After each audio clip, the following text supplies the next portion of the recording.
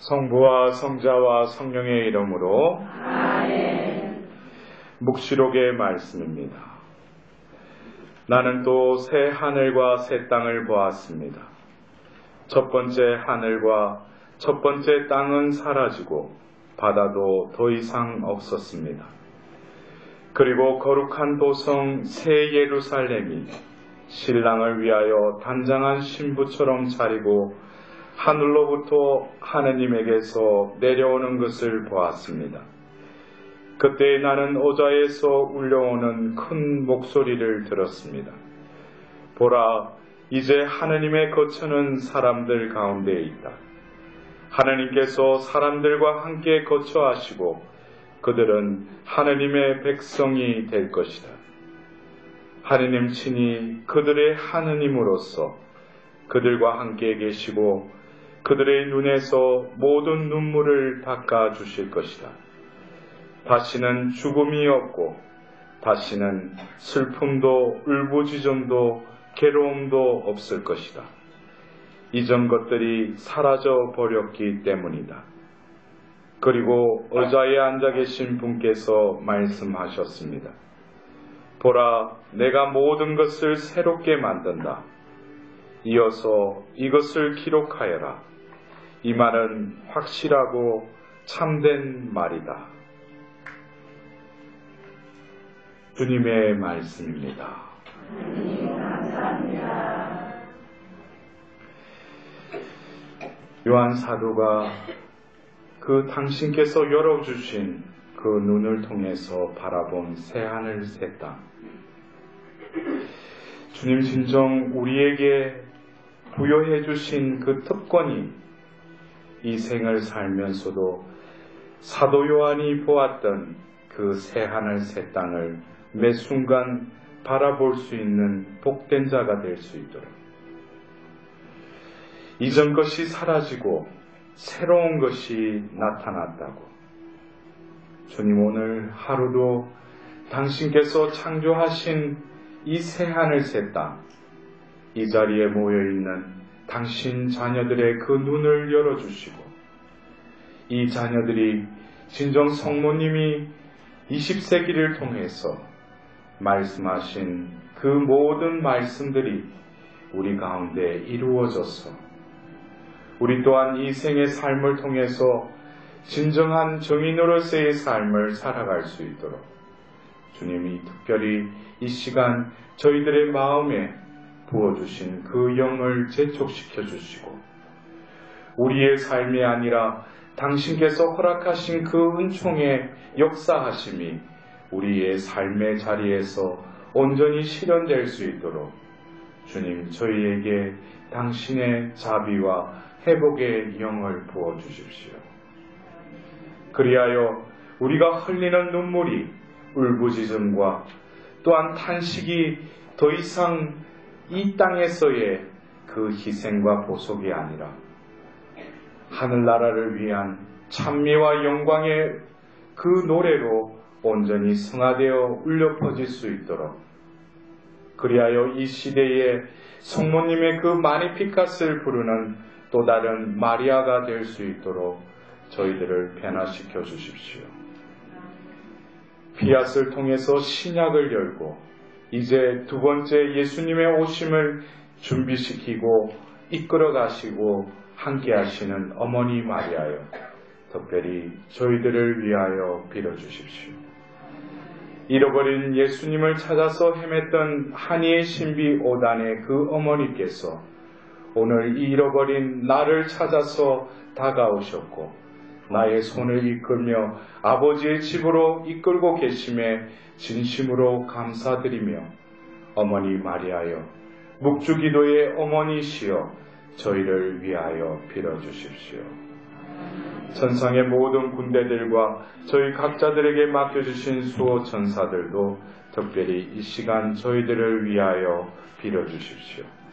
이 모든 기원들을 우리 주 예수 그리스도를 통하여 비나이다. 아멘. 제가 30년 전에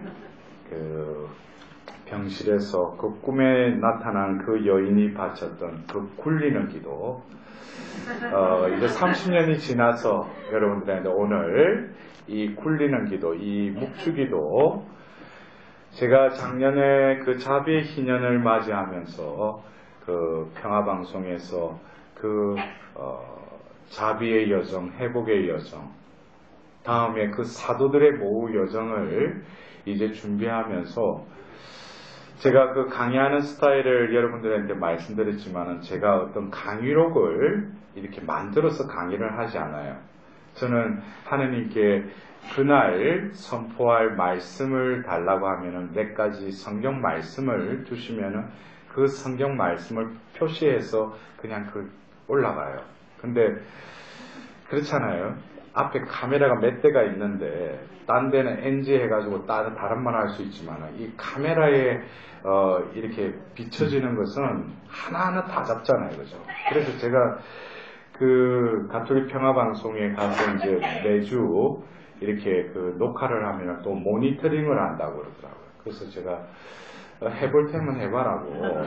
근데 어느 날 PD가 좀 심각한 표정을 가지고 저에게 와서 신부님 말씀드릴 게 있다. 그래서 아니 제가 그래서 무슨 교회의 가르침, 우리 가톨릭 교회에 어긋나는 교리에 어긋나는 걸 내가 가르칠 게 있는가 싶어서 그건 뭔데요? 그러니까 신부님 복장 때문에 그런데요. 신부님 그 하얀색 수도복이 어떤 모니터링 하는 사람이 교황님 같다고. 그래서 제가 그랬어요. 아니 모니터링 하는 사람이 왜 외적인 걸 보냐, 말하는 그게 우리 가톨릭의 교리와 어긋나든지 어떤 교회의 정신과 어긋나는 그거를 모니터링 하라고. 근데 제가 그랬어요. 아니 교황님처럼 하얀 거고 이렇게 깃도 달려있지만 나는 띠가 보면 까만 색깔이지 않냐고. 근데 그걸 가지고 그래서 결국에 보면 제가 그렇죠. 제가 뭐 제 자랑이 아니라 그래도 외모가 되니까. 그러니까 이게 보면은 교황님 같은 옷을 바꿔야 되는데 그래서 또 좋다고. 그래서 옷을 근데 제가 작년에 그 자비 여정, 회복 여정은 여러 피정을 통해서 제가 그 메시지를 알아들었어요.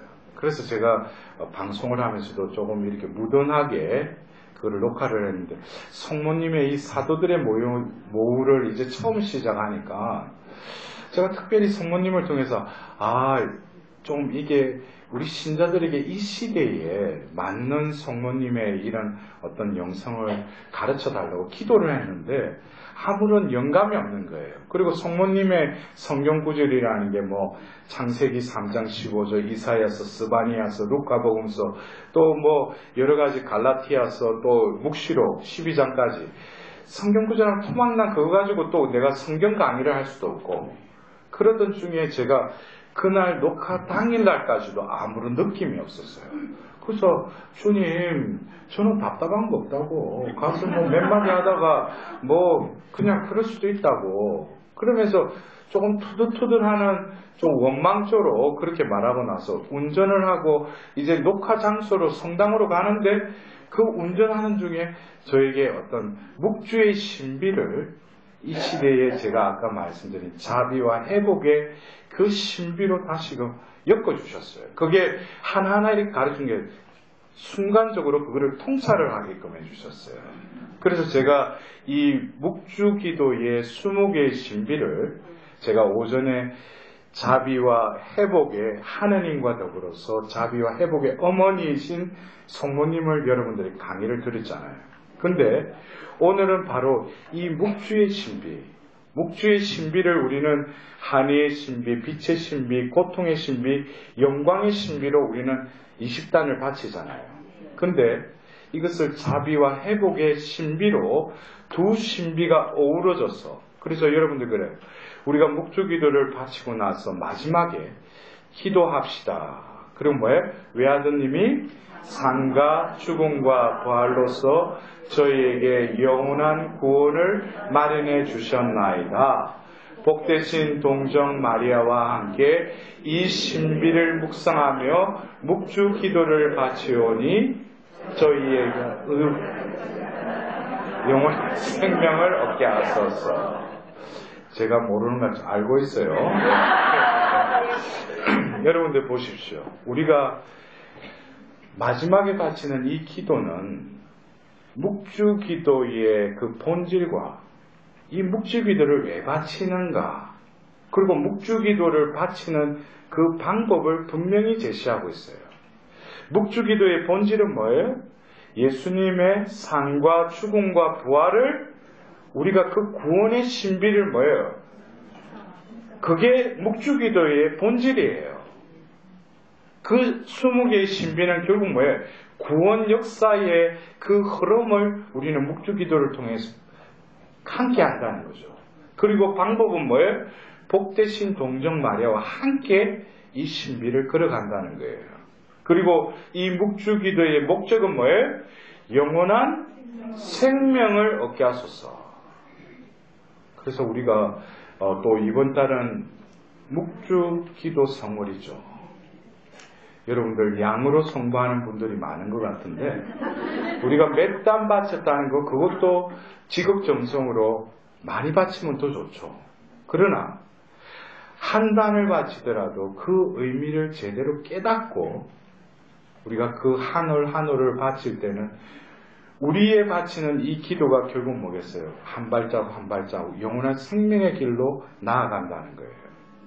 근데 여러분들 알다시피 지금 현 교황님께서 교황직에 오르시고 나서 어느 날 주일날 삼종기도, 그 정오에 삼종기도를 하시고 발코니에 이렇게 나오셔서 교황님이 한 이렇게 상자를 보여주셨어요. 그 상자 앞에는 이렇게 심장이 그려져 있고, 그 교황님이 그 상자를 보여주시면서 이 안에는 묵주가 담겨져 있다고, 그리고 그 기도법이 그 처방전이 들어가 있는데 바로 자비를 구하는 5단 기도와 바로 묵주의 기도의 방법을 그 처방전으로 함께 동봉해 놨다고. 그래서 이거는 과용해도 아무런 부작용이 없다고. 근데 고해성사와 더불어서 보면은 약효가 배가 된다고. 어쩌면 20세기의 파티마에서 또 폴란드에서 발현하신 그 성모님과 예수님, 이제 우리 교회의 대표적인 기도인 이 묵주기도는 20세기에 와서 바로 예수님이 가르쳐주신 자비를 구하는 5단 기도를 바로 이 묵주를 통해서 또 바치게끔 하셨다는 거예요. 어쩌면 우리 교회에서 영적인 무기로서 아주 강력한 우리의 기도는 바로 이 묵주를 통해서 이루어지는데, 여러분들 이 구름이가 여러분들 어떤 때는 뭐 이렇게 하다가 떨어지는 경우가 있죠. 그럼 다시 이렇게 키워야죠. 다시 이어야죠. 그것처럼 이 이어진 이 구름이에 이 아이들은 어쩌면 성모님의 이 묵주의 기도에 있어서 우리가 이 성삼위, 성부, 성자, 성령의 이 성삼위가 이를테면 이렇게 비교할 수 있어요. 우리가 그 육상에 여러 가지 종목 중에 릴레이가 있죠. 계주. 예? 계주는 뭐예요? 한 4명이서 같이 달리잖아요. 그죠? 근데 아무리 기록이 좋은 4명의 각자의 기록이 좋다고 하더라도 결국 이 계주는 어디서 성패가 가름이 나는 거예요? 바로 이 바톤을 주고받는 거기에서 얼마만큼 잘 받고 건네주느냐에 따라서 이 계주의 어떤 기록이 좌우가 되죠. 그래서 우리가 이 꾸루미를 볼 때 이 묵주기도에 이 꾸루미가 이어져 있어야지 우리가 묵주기도를 바치듯이 바로 성모님은 이 성삼위의 이 구원의 릴레이에 있어서 바톤 역할을 하신다는 거예요. 그래서 우리가 묵주기도 1단은 그 한의의 신비 1단은 뭐예요? 성부께로부터 성자께로 이어지는 그 바톤 역할을 성모님이 하시는 거죠. 그래서 성부로부터 성자께로 이어지는 데 있어서 성모님의 피앗을 바라지 않았다면 구약의 모든 역사는 이제 이어지지 않는 거죠. 우리가 볼 때는 하나님께서 큰 딜을 하시는 거예요. 새로운 계약의 시대를 맞이하기 위해서 한 여인의 응답을 바라실 수밖에 없는 그 상황. 그것은 2000년 전에 그 한 여인이기도 하지만 이 시대에 나도 하나님은 그 응답을 바라고 계시다는 거예요. 그래서 우리가 진정한 티없으신 그 성모님께 우리를 온전히 봉헌드리고 이제 티없으신 성모 성심 안에서 살아가기로 다짐하는 것은 결국 우리도 뭐예요? 피앗의 마음으로 살아가겠다는 거죠. 이것은 또 다른 시대를, 새 시대를 위한 부르심을 받았을 뿐만 아니라 그 시대의 일꾼으로서의 삶을 살아가야 한다는 또한 반증이라는 거죠.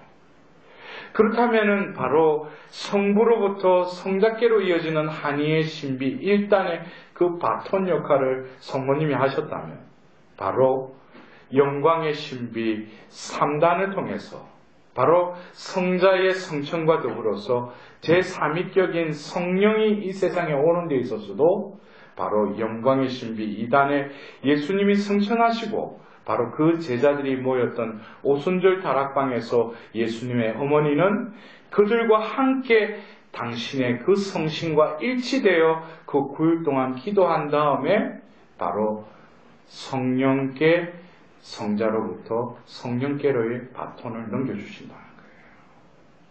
결국 성부로부터 성자께로 이어지는 그 여정, 그리고 성자께로부터 성령으로 이어지는 그 여정뿐만 아니라 우리는 영광의 신비 5단으로 끝나는 것이 아니라 지금 이 시대의 교회의 어머니이신 성모님께서는 바로 그 바톤을 성령으로부터 이제 아버지 성부께 이어지는 그 바톤을 준비하시고 그 바톤을 이어줄 그 차비를 하시는데 우리를 뭐예요? 초대하셨다는 거예요. 그래서 이 순환의 이 꾸러미를 우리가 돌리면서 성모님의 그 역할, 그 한 여인은 바로 뭐예요? 창세기 3장 15절에 그 사탄인 그 뱀에게 저주하면서 그 여자의 후손이 그 뱀의 머리와 꼬리를 짓밟고 얻게 것이라고, 그것이 결국에는 묵시록 12장에 그 사탄을 쳐부수죠. 그러나 그 용은 어떻게 했다고 했어요? 지상으로 내려왔다고 했어요. 누구와 싸우기 위해서? 묵시록 12장 17절에 그 여인의 나머지 후손들과 싸우기 위해서. 여러분들 우리 교회 안에 그래요. 저도 레지오 마리아를 제가 비하하는 게 아니에요. 원래 그 레지오 마리아를 그 창립했던 프랭크 더퍼 그분도 뭐예요? 이거는 군대라는 거예요. 레지오 마리아, 마리아의 군대죠. 근데 군대가, 군사가 군기가 빠지면 뭐야? 그것만 군대지. 응? 그래서 군대의 군사가 뭐예요? 군기가 잡혀야지. 그러면은 성모님의 군대의 그 군기는 뭐겠어요? 바로 성모님은 성령의 정배시라는 거예요. 우리가 성령으로 충만해야 돼요. 특히 성모님을 사랑하는 자녀들은 뭐예요? 늘 성령이 함께 하셔야죠. 왜냐? 성령의 바로 협력자이시기 때문에. 그래서 루카복음 1장에 그 새 시대가 열리는 그 처음에 성령께서 성모님의 그 태에 임하시죠. 바로 성모님께서 몸소 그 성령으로 잉태되시죠. 그러나 바로 새 계약에 그 이루어지는 구약의 그 시나이산은 바로 신약의 오순절 다락방에서 바로 예레미야를 통해서, 에제키엘을 통해서 그 새 계약을 맺는다는. 그래서 우리가 예레미야서 31장 31절에는 내가 맺고자 하는 그 계약은 시나이산에서 맺었던 계약과 다르다. 내 법을 그들의 정신에 넣어줄 뿐만 아니라 새겨주겠다고 그랬어요. 네 마음 안에 새겨주겠다고 그랬어요. 결국 에제키엘 예언자를 통해서 뭐예요? 새 마음을 넣어주고 새 영을 넣어주겠다고 그랬어요. 그러나 결국 그것은 뭐예요? 새 계약. 바로 오순절 다락방에서 그들은 성령으로 가득 찼다고 그랬어요. 그들이 바로 뭐예요? 바로 새 계약의 백성이죠. 우리는 마리아를 새 계약의 어머니로 모셔야 돼요. 옛 계약의 백성으로 살아가서는 안 된다는 거예요. 묵주의 기도는 바로 성모님과 함께 바쳐야 되는데, 여러분들 이거는 뭐 특허를 내도 제가 보면은 조금 특허도 내도 될 것 같아요. 왜 내가 처음 말하니까. 제가 그날 녹화를 하고 가면서 그 짧은 시간 안에 그거를 이렇게 총 정리를 시켜주셨는데, 제가 알아들은 바에 의하면은 한해의 신비 1단부터 영광의 신비 1단까지가 바로 자비의 여정이에요. 여기에는 성삼위의 그 자비를 베푸시기 위한 하느님의 그 자비를 베푸는 그 여정이 영광의 신비 1단까지랍니다. 영광의 신비 2단부터 영광의 신비 5단이 바로 회복의 여정이라는 거죠. 그러면은 여러분들이 이 묵주기도를 환희, 빛, 고통, 영광의 4개의 신비로 묵상하지만 결국 한해의 신비나 빛의 신비나 고통의 신비나 영광의 신비는 기성정결은 그 4개의 신비는 처음과 끝은 똑같이 되풀이 된다는 거예요. 잉태하심과 잃어버린 예수님을 찾아가시는 거나 빛의 신비에 그 세례받으시면서 또 성체성사를 세우시는 거나 또 피땀을 흘리시고 또 십자가에 죽으시는 거나 부활하시면서 영광의 그 월계관을 그 천상 모혈관을 받는 것은 우리 인생 여정에 있어서는 크게는 우리는 뭐예요? 이 세상에 태어나서 어떤 기쁨의 환영을 받으면서 이 생이 시작되지만은 결국 이 생을 살면서 욥과도 같이 자기가 예기치 못한 예상하지 못했던 어떤 시련 속에 노출되면서 고통 속으로 들어갈 수밖에 없죠. 그러나 그 고통의 터널을 통과한 이들은 결국 뭐겠어요? 하느님의 빛을 바라보게 되는 거죠. 결국 이 생의 마지막은 뭐겠어요? 우리가 이 세상의 경기를 하는 것이 아니라 바로 바오로 사도 말씀처럼 필리피스에 나는 목표를 향해서 달려갈 뿐이라고 했어요. 그 목표는 어떻게? 바로 디모데후서의 그 영적 아들에게 보낸 마지막 편지였으면 나는 달릴 길을 다 달렸다고. 이어서 뭐예요? 나에게 영광의 월기관이 나를 기다리고 있어요. 그것은 뭐예요?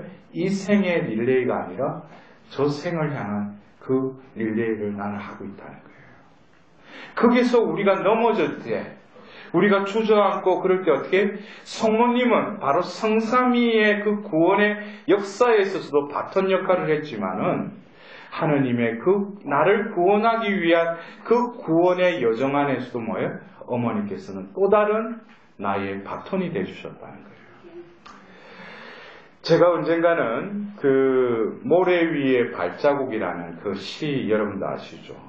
그래서 그 시인이 자신이 걸어온 길을 보니까 어떤 때는 예수님이 함께 하셨으니까 발자국이 4개였잖아. 근데 어느 자기 삶의 여정에서는 발자국이 2개밖에 없는 거야. 그래서 예수님한테 따진 거야. 왜 당신은 나와 함께 계신다고 해놓고 왜 그때 내가 가장 힘들 때 어디 가시고 내 발자국밖에 없느냐. 그러니까 그 예수님이 그러죠. 그건 네 발자국이 내 발자국이라고. 너가 이 생을 살기에 네가 자꾸 이제 더 못 살겠다고. 그러니까 어떻게 내가 어르고 업고 또 안고 간다고 뭐야. 발자국 2개밖에 없다는 거예요. 근데 저는 그 발자국의 그 시를 읽으면서 제 자신을 이렇게 딱 보니까 어떤 때는 진짜 발자국이 2개야. 그때 내가 가기 싫었거든. 네? 근데 내가 이렇게 살다 보니까 도망 나오면은 지 손해야. 왜냐면은 제가 이게 완전 꼬여가지고 이제 이 길로 가는 데 있어서 제가 몇 번 도망쳐 나왔거든요. 근데 도망쳐서 그거를 제가 딱 하고 나니까 어떻게 되냐면은 제 허리춤에다가 딱 고무줄을 묶어놓고 한을 잡고 있어. 그러니까 어느 순간까지 도망가면은 그때는 잘 몰라. 근데 이제 더 도망가려고 이제 본격적으로 도망가려고 하면은 허리가 쪼여와. 근데 그 순간에 뭐야? 에라 모르겠다고 힘을 딱 빼면 다시금 어디로 가요? 하느님 편으로.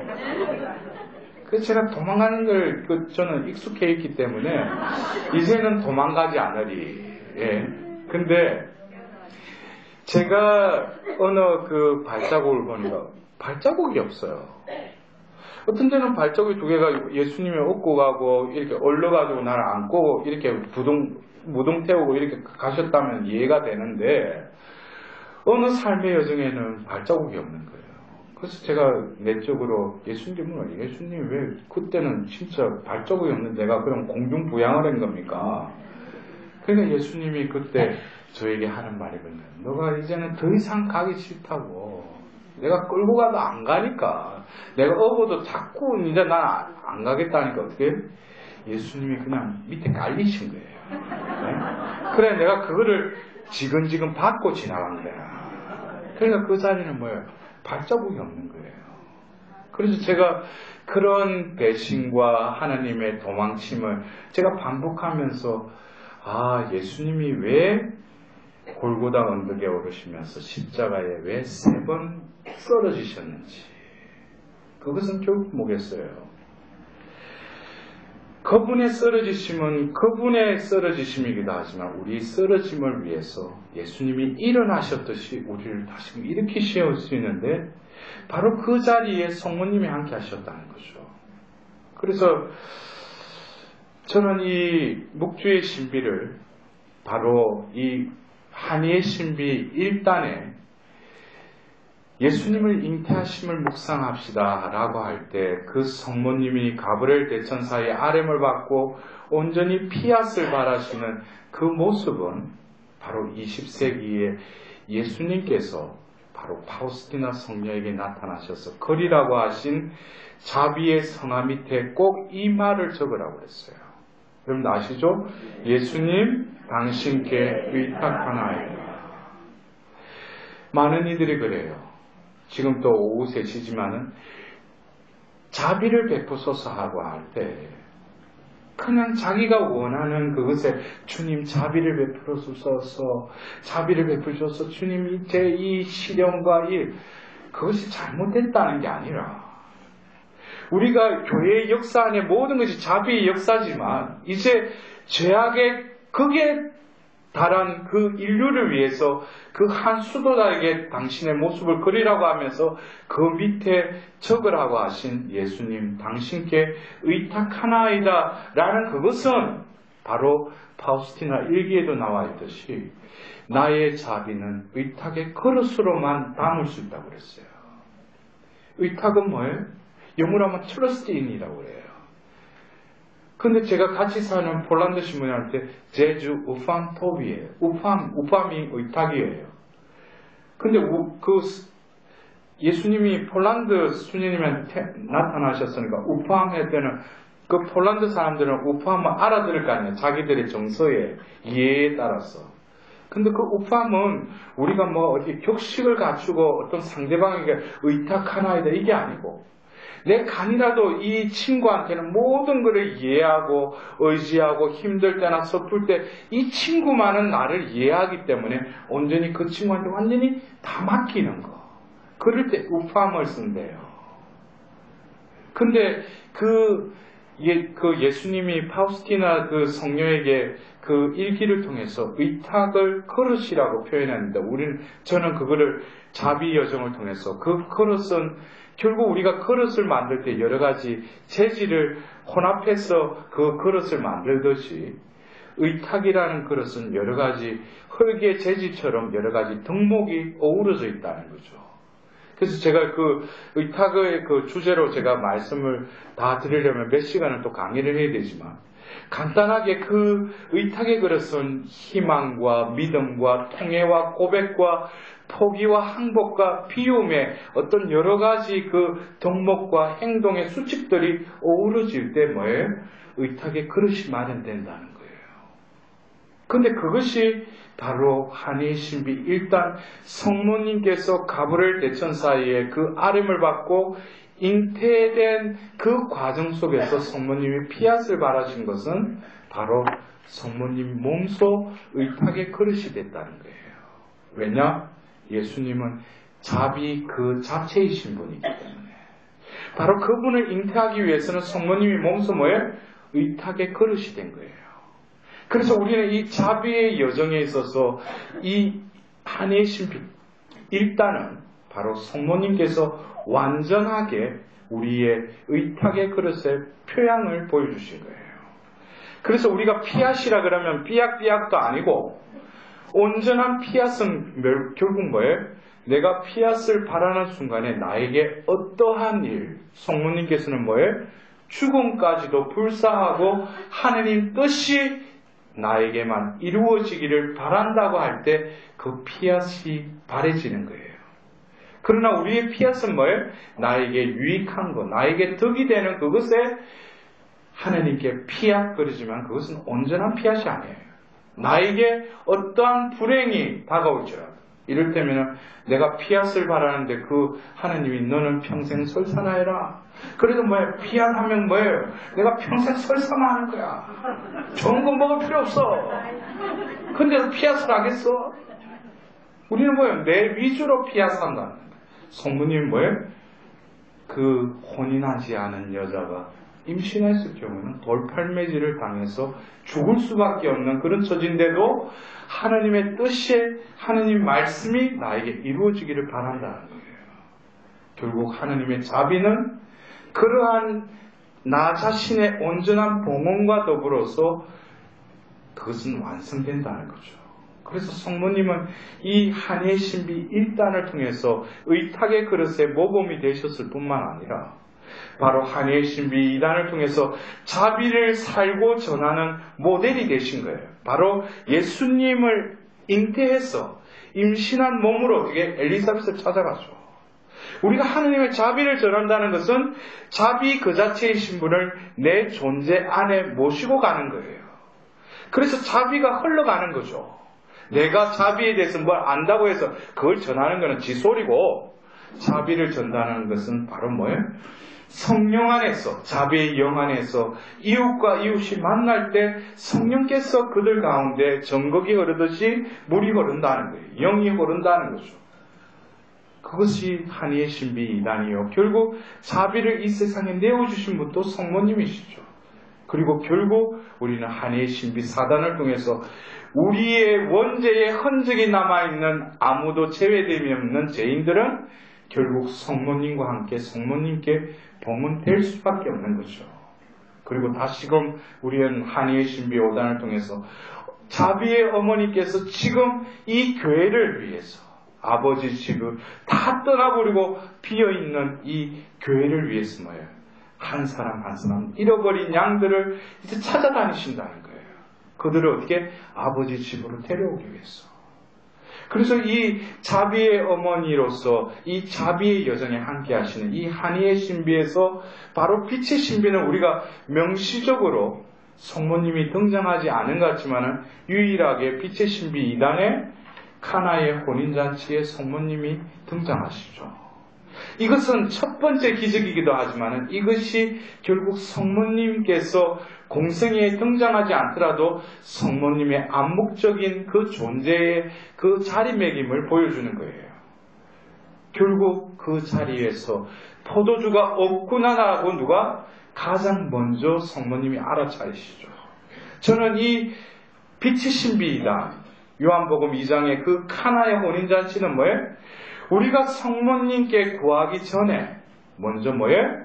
성모님은 나에게 가장 필요한 것을 아신다, 모르신다? 말들은 잘해. 근데 왜 카렌다에 동글베이 치놓고 그날 딱 이제 9일기도 뭐가 떨어졌는가, 발등에 뭐가 떨어졌는지, 그래서 이제 일단 동글베이 치놓고 지향 찍는다고 해. 1, 2, 3 그리고 성모상 앞에 딱 내놔. 그리고 27일 동안 지켜보겠다는 거죠. 27일 후에 내가 지켜보겠다는 거예요. 이거는 이 묵주가 보이지 않는 총성 없는 총이야. 그냥 바치는 거예요. 딱 꼬라보면서. 근데 여러분들 보십시오. 바로 첫 기적이 성모님의 그 간청과 중재를 통해서 이루어졌듯이 성모님은 그 혼인잔치에서 그 인파 안에서 그 시끄러움 속에서 영 속에서도 뭐예요? 성모님이 가장 먼저 포도주가 떨어졌구나라는 것을 알아차리셔요. 이것은 결국 뭐예요? 우리가 성모님께 가서 기도할 때는 먼저 성모님 저에게 가장 필요한 것이 무엇인지를 알려주십시오라고 묻는 영혼들이 얼마나 되느냐 이거예요. 내가 발등에 떨어진 불은 이게 문제인 것 같아서 이걸 해결해 달라고 하지만 성모님은 그거보다도 나에게 더 필요한 것을 알고 계신다는 거예요. 그것은 성모성신께의 묵주기도의 우리의 모든 것을 일치시키는 첫 번째 피앗의 자세로서 성모님께 물어봐야 돼요. 우리의 지향이 아니라, 나의 지향이 아니라 성모님이 나에게 필요로 하는 지향을 먼저 묻고 그것을 듣는 시간이 필요하다는 거예요. 그럴 때 뭐예요?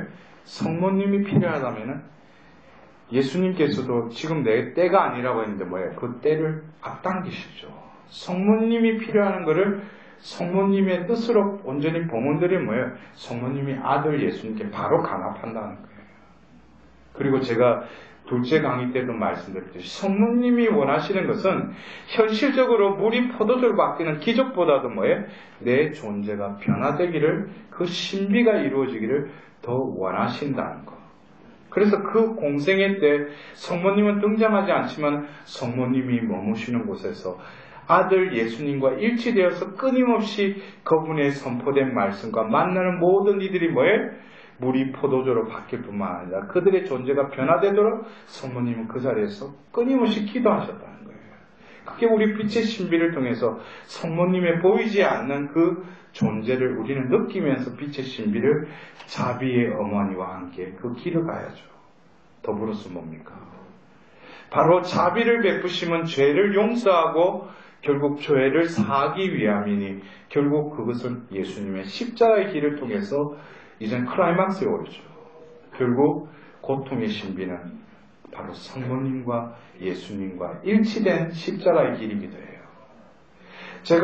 우리가 20세기에 예수님이 자비의 기도를 가르쳐 주셨지만 바로 이 인류 중에 가장 먼저 자비의 기도를 바치신 분은 아마 어머니이신 마리아이셨을 거예요.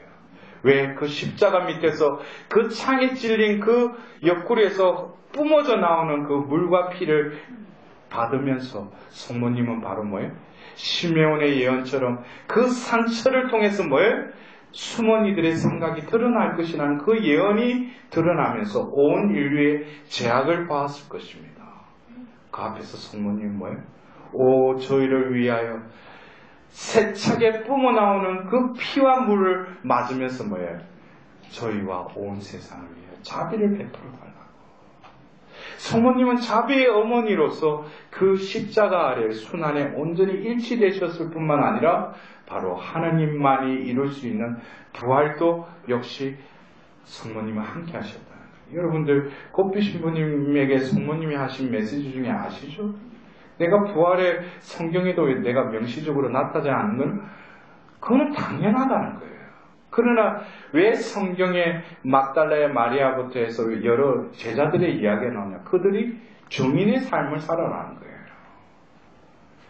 성모님은 바로 요한복음 19장 27절에 뭐예요? 요한이 그날부터 그분을 자기 집에 모셨다 그랬어요. 성모님께서는 바로 최후의 만찬이 이루어진 자리, 바로 부활하셔서 예수님이 자비의 영을 부어주신 그 자리에도 함께 하셨다는 거예요. 더불어서 예수님의 부활하셔서 그들에게 온전한 자비를 베풀어 주심으로 그 자비의 여정을 일단락 맺고 이제 예수님은 승천하시죠. 그리고 어떻게? 바로 성모님과 함께 그 제자들은 그 오순절 다락방에 모이게 됩니다. 그리고 제가 두 번째 그 회복의 어머니를 강의하면서 말씀드렸듯이 그 미스테리, 그 9일. 그래서 우리 교회는 지금 이 9일을 어떻게 돌파하느냐에 따라서 우리가 뭐예요? 새로운 시대를 맞이하느냐 아니면 아직 암흑의 그 진흙탕에서 헤매느냐 그 관건이 있어요. 여자에게 있어서 9개월을 통해서 그 진통을 겪더라도 새 생명을 낳는다는 그 기쁨 속에서 그 진통을 참아내듯이 어떤 이들은 이 9일이 평생을 통해서도 이 9일을 통과하지 못하는 사람들이 있고 어떤 사람은 오늘 아니면 이 빠른 시일 내에 9일을 통과하는 사람이 있어요. 그때 뭐예요? 그 9일 이후에 10일째 성령이 임하자 그들은 성령으로 가득 차서 이제는 내가 아니라 또 다른 그리스도가 되었듯이 그 9일을 통과한 이들은 뭐예요? 오늘 제가 강의를 시작하면서 말씀드렸던 요한 묵시록의 21장의 이 말씀이 나에게 이루어진다는 거예요. 제가 몇 년 전에 어떤 폐암 말기 환자가 저에게 왔어요. 제가 그 자비산에 거기에서 1년을 지낼 때 그때 저에게 와서 고해성사를 면담 기도를 받고 나서 기도회를 하고 나서 그 다음날 주일이었는데 저에게 문자가 온 거예요. 신부님, 제가 새하늘 새 땅을 보았습니다. 그래서 제가 어제 그 보니까 완전히 숨만 쉬다 보니 완전 피골이 상접한 해고가 하더라고. 그래서 이제 죽을 때가 됐구나. 새하늘 새 땅까지 봤다니. 근데 저는 그리고 나서 그날 오후에 산을 이렇게 등산을 혼자서 하면서 문득 이 자매가 뭔가를 느꼈구나. 어제 새하늘 새 땅을 본 게 이것은 자신의 육신은 암이 퍼져 있지만 자신의 영혼의 눈이 열렸다는 거예요. 그리고 나서 며칠 후에 일산 암센터 가서 갔다 왔는데 암이 없으신 거예요. 그리고 3년을 더 연명하다가 가족들과 화해하고 작년에 돌아가셨어요. 근데 여러분들 저는 그래요. 과거에는 육신의 치유, 영의 치유, 그 치유에 그랬는데 진정한 우리 치유는 뭐겠어요? 그래서 제가 가는 곳마다 그래요. 교회는 아스피린을 제공하는 약국이 아니다는 거예요. 왜? 머리 두통, 치통, 생리통, 가가 하나를 먹으면 교회는 우리 체질과 면역 체계를 완전히 변화시키는 종합병원이라는 거예요. 우리 교회에 오면은 내가 새로운 존재로 다시금 거듭 태어난다는 거예요. 내가 면역 체계와 체질이 바뀌면은 아무런 강력한 바이러스가 나에게 침투하더라도 난 생존한다는 거예요. 근데 매번 어디 아프면은 그래서 신부님 저 머리 좀이가 오면 그래. 왜 그러세요? 그러면 신부님 몸살이란 몸살은 쉬으라는 거라고. 근데 그때 내가 안 해주고 그러면 저 신부 야박하다 그러니까 또 그냥 이러는 거라. 우리는 아스피린을 찾아다니는 게 아니라 내 존재가 바뀌는 것이 이 교회의 은총의 보고에서 우리가 얻고자 하는 거예요. 그래서 결국 이 자비의 어머니에서 이제 성모님은 오순절 그 다락방에 모여있는 이들을 바로 신약이 열리는 그곳에서 피앗을 발해서 결국 예수님을 잉태하고 자비 자체의 신분을 이 세상에 내어주셨듯이 이제 그들을 위해서 바로 산파 역할을 하시는 거예요. 바로 새로운 존재, 바로 하나님이 보시는 참 좋은 존재로 재창조되도록 성모님이 산파 역할을 한 거예요. 그래서 성모님을 통해서 성령이 임하는 것이 바로 첫 번째 성령 강림 때도 성모님이 그 자리에 함께 계셨다는 거예요. 그런데 여러분들, 우리가 기존의 교회에서 일어나고 있는 지금 캐리스마틱 리뉴얼 무브먼트는 곡비 사제를 통해서 모든 민족들의 어머니를 통해서 말하는 그 성령 강림은 아니에요. 그것은 캐리스마틱, 은사를 체험케 해준 그 성령의 그 역사하심을 그걸 통해서 교회의 운동이 일어난 거라면 바로 이 두 번째 성령 강림이에요. 이것은 내 존재가 완전히 트랜스포메이션 되는 거예요. 같은 흙이라도 유약을 바르고 계속 불가마 속에 가서 또 나왔는데 모양이 안 맞고 견디지 못한 깨버리죠, 도공이. 그러나 끝까지 견디는 그 도자기는 처음에 그 흙이 완전히 다른 재질이 되어버리는 거예요. 누에가 결국 그 갇힌 그 누에 고치가 되어서 그 과정을 겪었을 때는 그 자리에서 나비가 되는 거예요. 완전히 그 자질 자체가 내면이 완전히 변화가 일어나는 거예요. 제가 말씀드리는 변화라는 것은 트랜스피규레이션, 예수님이 그 타불산에서 변모하신 그 모습이 바뀐 게 아니고 바로 예수님이 부활하셔서 그들 가운데 나타나셔서 벽을 뚫고 들어오시지만 그들과 함께 생선을 먹는 그러한 우리가 아직 체험하지 못한 부활한 몸이라는 거죠. 그래서 우리가 이 영광의 신비 2단의 그 다락방으로부터 해서 영광의 신비 3단을 통해서 하나님은 바로 그들을 완전히 변화시키시죠. 존재를 변화시키시죠. 이것은 뭐예요? 우리에게도 제가 그래서 새하늘 새 땅 그러니까 제가 조심스러운 거예요. 왜냐면 요즘 신천지가 문제가 많아요. 그래서 새하늘 새 땅. 근데 여러분들 새하늘 새 땅이라는 게 외부적으로 뭔가 하나님이 뭔가 변혁을 일으켜가지고 우리 이 시력으로는 볼 수 없는 하늘과 땅이 새하늘 새 땅이에요. 그러면 뭐냐? 제가 아까 그 병원 생활을 끝내고 퇴원했을 때 똑같이 펼쳐진 세상인데 완전히 다르게 보이죠? 그때 저는 이미 새하늘 새 땅을 본 거예요. 여러분들 중에도 똑같은 세상, 내가 지금 살고 있는 환경이 똑같은 환경에도 불구하고 뭐예요? 진정으로 하나님을 체험한 사람들은 뭐예요? 완전히 다른 그 판넬에서 사는 거예요. 그것이 바로 뭡니까? 궁극적으로 이 묵시록에 말하는 그들의 눈에서 모든 눈물을 닦아주실 것이고 다시는 죽음이 없고 다시는 슬픔도 울부짖음도 괴로움도 없을 것이다. 이게 무슨 천상낙원이 이렇게 생기는 게 아니라 그 관건은 뭐냐면 바로 묵시록 21장 3절에 있어요. 그게 뭐냐면 그때에 나는 어자에서 울려오는 큰 소리를 들었습니다. 보라, 이제 하나님의 거처는 사람들 가운데에 있다. 하나님께서 사람들과 함께 거처하시고 그들은 하나님의 백성이 될 것이다. 이것이 세상 사람들이 추구하고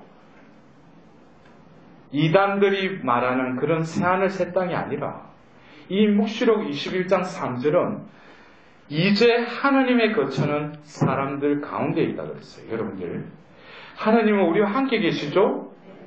제가 물어볼 때 이야기를 하셔. 하나님 우리와 함께 계셔요? 예수님도 세상 끝날까지 우리와 함께 있겠다고 그러셨죠? 근데 지금 하나님이 머무실 거처가 없어요.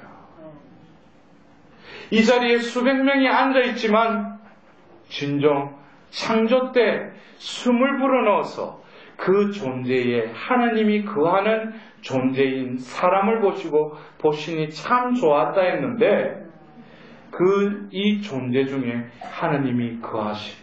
그래서 예수님이 공생애 때 사람의 아들은 머리 두코조차도 없다고 그랬어요. 이들이 예수님, 주님, 그리스도님 외치기는 외치지만 그들의 존재의 그 중심에는 거짓된 나가 주인 행사하면서 뭐예요? 알라딘 램프의 요정을 다시금 부르는 거예요. Come on! 이걸 해결해 달라고. 그리고 뭐예요? 내 뜻과 내 계획만을 이루려고 하는 거, 그것은 뭐예요? 하나님의 거처가 여러분 가운데 없는 거예요. 이때는 뭡니까? 바로 새하늘 새 땅이 열리는 것은 바로 외부적인 것이 아니라 내 내면을 뭐예요? 하나님 거처로 온전히 내어드리는 자예요. 그것이 바로 제가 두 번째 강의 때 모든 민족들의 어머니로서 가르쳐 주신 바치라고 하는 그 기도문 중에 예수 그리스도여 성령을 보내주옵소서. 더불어서 뭐예요? 모든 민족들의 마음 안에 성령께서 살게 하셔서. 그렇게 되면 어떻게 돼요? 모든 전쟁과 기근과 기아들이 없어진다는 거예요. 여러분들 알아들으셔야 돼요. 사도행전 2장의 성령 강림 사건을 거센 바람이 부는 어떤 외적인 것, 불효의 모양의 외적인 것, 입으로 움직이는 외적인 것을 찾아 헤매는 것이 아니라 그들 안에 성령이 임하자 니코데모에게 말했던 바람이 부는, 조용한데도 바람이 부는 게 느껴지는 거예요. 들리는 거죠. 그리고 불의 모양이 그들의 눈에 보이는 게 아니라 그들의 눈에는 성령의 그 실존을 보게 되는 거예요. 그리고 더불어서 뭐예요? 입을 통해서 성령의 표현의 능력에 따라 이상한 말을 하기 시작하는 거예요. 이것은 결국 뭐예요? 성령이 컨트롤 하신다는 거예요. 성령이 보게 하시고 듣게 하시고 말하게 하시는 거예요. 그게 뭐예요? 성령 충만한 사람이에요. 여러분들, 우리가 영광의 신비 3단, 그 다음에 4단, 5단은 바로 어머니께서 몸속 피조물 중에 원죄 없이 잉태되셨을 뿐만 아니라 뭐예요? 바로 구원의 그 첫 스타트를 끊으신 거예요. 하늘로 들어 올리시고 영광의 천주의 모친으로서의 그 관을 쓰시는 거예요. 그것은 성모님만이 아니라 그 성모님을 따르는 모든 그 자녀들 역시 뭐예요? 마니피카스에서 아브라함과 그 후손들이 대대로 자비를 입으리라는 그 말씀이 이루어지는 것입니다. 여러분들, 이제 마무리를 하면서 우리는 이제 이 성모님께서 이 파티마 100주년 이후에 이끌어 가실 것은 바로 분명해요. 두 번째 예수님 오심을 준비시켜주는 거예요. 그러나 2000년 전에도 이미 예수님의 재림에 대한 이야기는 나왔어요. 하느님이 기다리시는 게 아니라 한 사람이라도 더 구원하기 위해서 참으시는 거죠. 지금 이때의 어머님께서는 기도하라, 희생하라, 보속하라 더불어서 뭐겠어요? 이제는 나에게 온전히 봉헌해서 너의 존재 안에 내 성심과 예수님의 그 성심이 함께 머무를 때 요한복음 14장에 가지가 그 포도나무에 붙어 있는 것은 바로 뭐겠어요? 내 안에 머무는 자는 아버지와 나도 그 안에 머무르겠다. 그런 가지는 너희들이 상상하지 못하는 풍성한 열매를 맺게 해주겠다는 거예요. 바로 우리는 이 성경의 마지막 구절에 성령과 신부가 오십시오 하고 말하자 그 말을 들은 이들도 뭐예요? 오십시오 하고 말합니다. 그리고 이어서 주 예수님 오소서 아멘 하고 성경은 끝나요.